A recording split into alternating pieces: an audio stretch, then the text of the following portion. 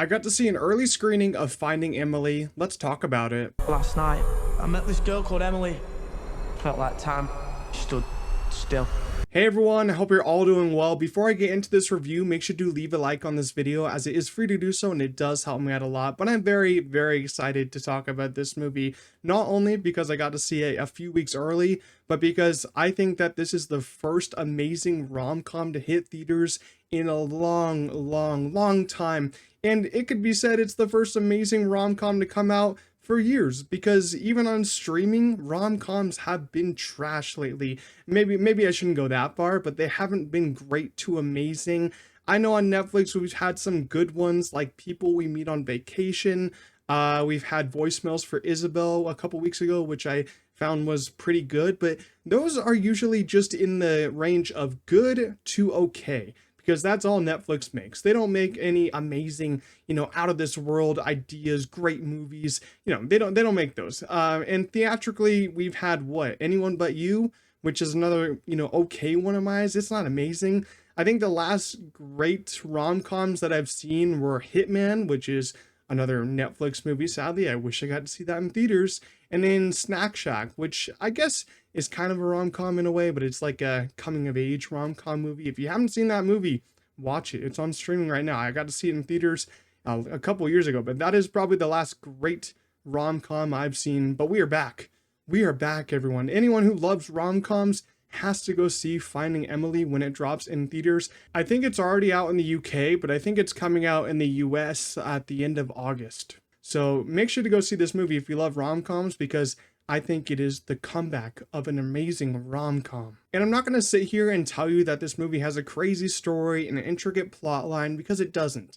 It's like any other romance movie with a generic plot, but the script really does elevate that plot to somewhere that I wasn't expecting. The plot line here is, just about this lovesick musician who finds a girl that he likes named Emily, but he doesn't get her whole number, so then he has to go out and search through basically this whole school to find this Emily that he met on this random night, and he can't find her at all. And then he meets an Emily that decides to help him find the right Emily throughout this story.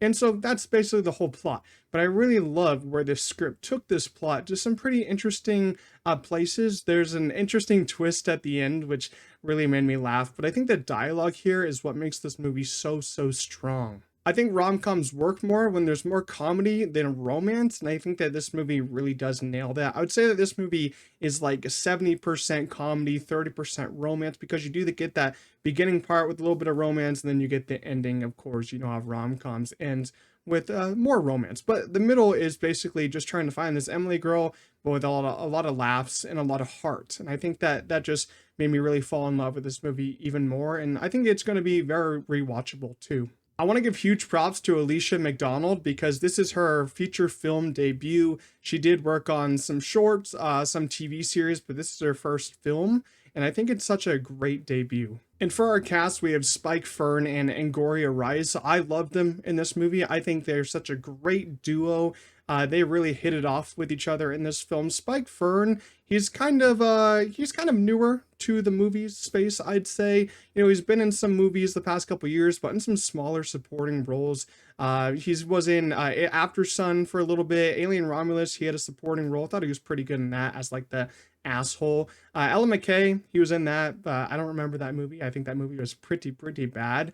But I think in this movie, he really finds his footing as a leading actor, and I'd love to see him in more stuff. And Gloria Rice is also really great. She's been in a lot more, like Mean Girls, the musical, the Spider-Man Homecoming movies, The Nice Guys. So she's been in a lot more stuff, but I also really liked her in here as well. I think they had some great chemistry. So overall, I think Finding Emily is the first must-watch rom-com to see in theaters in a long time. Alicia McDonald really delivered in her feature film debut, and Angoria Rice and Spike Fern deliver some great performances and have some great chemistry in this movie. I really just loved this. I loved spending time with these characters. There was a lot of laughs. There was some romance. There's a great amount of heart. I loved this movie.